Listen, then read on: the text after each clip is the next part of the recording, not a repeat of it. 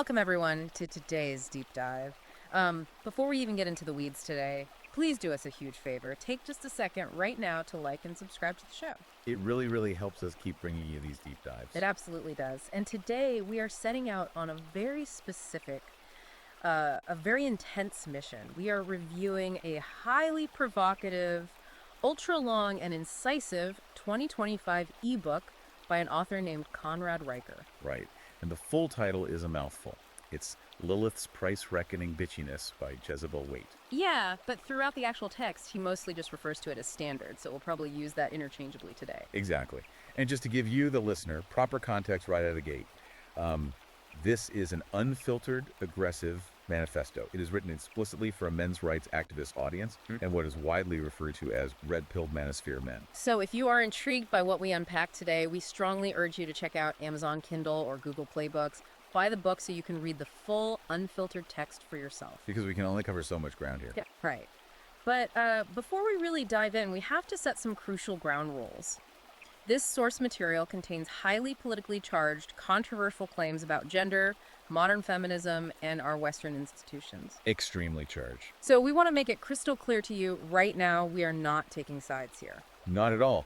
Our role today is strictly to act as your impartial guides. We are not endorsing Riker's viewpoints, nor are we condemning them. We are just unpacking the ideas, the data points, and the arguments exactly as he presents them in the original text. The goal is simply to help you understand the architecture of his worldview and his take on the history of our institutions before, as he argues, they were captured. Captured by feminists and cultural Marxists, that is the core theme of this massive manifesto. Yeah, his central thesis is that Western civilization has been entirely captured. He argues that logic, merit, and empirical truth have been systematically replaced with emotionalism. And the end result of that replacement, according to the book, is a society engineered entirely for the systemic extraction of male resources. It's a sweeping historical claim. And what's wild is where he starts his timeline. He doesn't start with modern social media or even 20th century feminism. No, he goes all the way back to 1762. Right. He points directly at the Swiss philosopher Jean-Jacques Rousseau and his book Emile. I found that historical anchor fascinating. Riker argues that Rousseau essentially established the doctrine of what he calls female moral exemption. For those who haven't read Emile, Rousseau basically divided humanity into two distinct educational and societal roles. You have Emile, the boy. Who has to be forged through hardship, physical discipline, stoic sacrifice. Exactly. And then you have Sophie, the girl, who is taught to be soft, pleasing, and manipulative in this sort of subtle, indirect way. And Riker views that as the original blueprint for what he terms male duty enslavement. Right, the logic being that men have to endure pain to become virtuous, while women are presumed naturally pure just by virtue of existing. And that philosophical root blossoms into a concept Riker clinically diagnoses as bitchology. It is a jarring term. It is, but he uses it to describe a specific behavioral framework. He draws a really sharp line between male and female warfare. Right. Men have traditionally fought physical wars. The combatants and the rules are visible. But women, according to Riker, engage in relational aggression, or RA. Invisible warfare. Exactly. Coordinated whisper campaigns in the office, gossip, reputation sabotage, emotional blackmail. And he brings in data for this. He cites a 2008 meta-analysis from the American Psychological Association. Yeah, that APA study claims to demonstrate that women utilize relational aggression at 4 times the rate of men. 4 times. And Riker argues that because modern society has strictly criminalized physical aggression, which is the male domain, while leaving relational aggression entirely unregulated. Right. So the modern battlefield is inherently skewed to favor female tactics, which leads directly into 2 major conceptual pillars in his book, the Jezebel matrix and the imago mater. These are the lenses through which he views almost every modern institution. The Jezebel matrix, as he defines it, is the weaponization of emotion to control men and dictate reality. He gives the example of a corporate boardroom. He argues that within this matrix, a woman's tears or her claim of feeling unsafe act as tactical nukes. They immediately bypass logic or debate. They instantly neutralize male opposition. And then there's the imago mater, the image of the mother. He describes this as a societal doctrine granting women an automatic presumption of innocence, a gendered halo effect that insulates them from accountability. Taking those concepts, Riker then applies them to specific societal pillars, and he goes hard after modern education. He titles this chapter, The Education Enema. It's an incredibly detailed critique. He claims the modern classroom is engineered to pathologize natural male energy. He relies heavily on OECD data here, pointing out that boys are diagnosed with behavioral disorders at 3 times the rate of girls. 3 times. Because traits naturally inherent to young men being kinetic, competitive, physically aggressive, risk-taking, they aren't seen as normal developmental phases anymore. According to the book, they are treated as literal diseases that need to be cured. Cured by being chemically neutered with ADHD medications. Riker views this as a deliberate strategy to enforce compliance in a system designed entirely for female sit-still-and-listen behaviors. And then the critique pivots from the classroom to the hospital, a section he calls the healthcare scheme. This part is heavy. He points at a glaring demographic reality regarding mortality. Male suicide rates are nearly 4 times higher than female rates globally. And men suffer a staggering 93% of workplace fatalities. 93%. Yet despite those fatal metrics, Riker argues the medical industrial complex heavily prioritizes funding for female-specific ailments. Specifically what he calls invisible illnesses, conditions like fibromyalgia or chronic fatigue syndrome. He actually refers to this systemic imbalance as the vagina economy. The core argument is that society enthusiastically medicalizes female fragility, creating these highly profitable funding streams. But it completely pathologizes male resilience. Men are just expected to push through the physical and mental pain. Keep working hazardous jobs. Keep paying taxes to fund a healthcare system that ignores their specific crises. And staying within the medical sector, he wades into a highly contentious topic, the abortion industrial complex. Now, again, we are just reporting his framework here. Right. Riker completely removes abortion from the standard political debate of bodily autonomy. Instead, he frames it purely as a demographic weapon. He cites the Guttmacher Institute's claim that over 1.2 billion male fetuses have been aborted globally since 1973. Using that specific data point, he argues abortion functions as a systematic targeting of the male future. In his view, it transfers all reproductive power to women, giving them absolute veto power over human creation, while still expecting men to fund the societal infrastructure that makes it possible. So if he believes the medical system is extracting physical resilience and reproductive agency, where does the direct financial extraction happen? He points directly at family courts and corporate policies. He explicitly calls the family court system the divorce laundering system. He presents a staggering figure here. He claims there is a $50 billion alimony industrial complex functioning in the West. $50 billion, designed specifically to transfer wealth from men to women. And the mechanics of this pipeline are fascinating, based on the stats he uses. He notes that women initiate 70% of no-fault divorces. Yet, despite initiating the split, they walk away with 68% of the marital assets. And 98% of alimony recipients are women. 98%. Riker views those numbers not as a messy byproduct of pursuing equity, but as institutionalized plunder. Because protective orders and family courts operate on a dogmatic believe all women standard, he describes it as a legal labyrinth. Where mere accusations function as a digital scarlet letter, men are presumed guilty upon accusation, stripped of their assets, homes, access to their children. While women are granted virtual immunity from consequences even if they commit documented perjury, the imago mater doctrine in full effect. And this systemic bias isn't contained to the courts. He argues it is perfectly mirrored in corporate America through the rise of diversity, equity, and inclusion, DEI. But he doesn't view DEI as standard corporate HR policy. He defines it as the Church of Woke, a new civil religion. In this religion, masculinity itself is the original sin.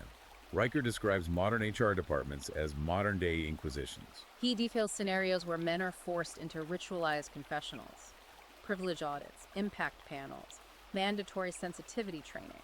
The purpose of these rituals, according to Riker, is to force men to apologize for their existence, their natural drive. And the ultimate outcome is that baseline competence and merit are actively punished.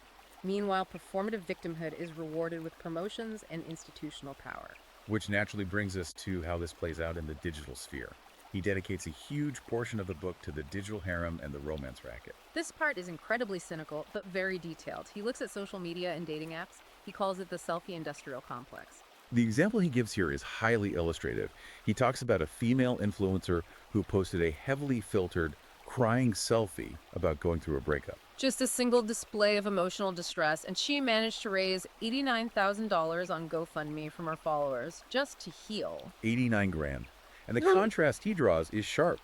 While she monetizes a breakup, you have male tech innovators, guys building actual utilitarian tools or writing complex code in garages, struggling to get even a fraction of that funding. The modern digital economy literally monetizes female emotional theater while ignoring male utility. And when it comes to the mating market, dating apps aren't matchmakers. They are rigged casinos. He uses Hinge data, claiming that 80% of matches go to just 20% of the women. The Pareto principle applied to romance. This creates an artificially skewed market that hyper-amplifies female hypergamy. Because of the interface, women only swipe on the absolute top tier of high-status men, leaving the vast majority of average men completely invisible, fighting for algorithmic scraps. This is where he introduces the harem index and the male orbiter index. He's measuring attention extraction. Right, because he argues a massive percentage of women on these apps aren't looking for a romantic connection at all. They are using the apps as ego vending machines. They cultivate a digital roster of beta males who just orbit their profiles, like satellites that provide gravitational pull but never actually land. That's exactly the metaphor. These orbiters provide a constant stream of free meals, attention, Instagram likes, and emotional validation. He calls it the nice guy trap. Men think they are participating in courtship, but they are actually just providing unpaid emotional labor to women who will eventually ghost them for a top-tier match. So if we take a step back, if education pathologizes boys, courts extract their wealth, corporate HR is a hostile religion, and romance is an ego vending machine racket, what is the solution? What does Riker actually propose men do? This is the climax of the manifesto.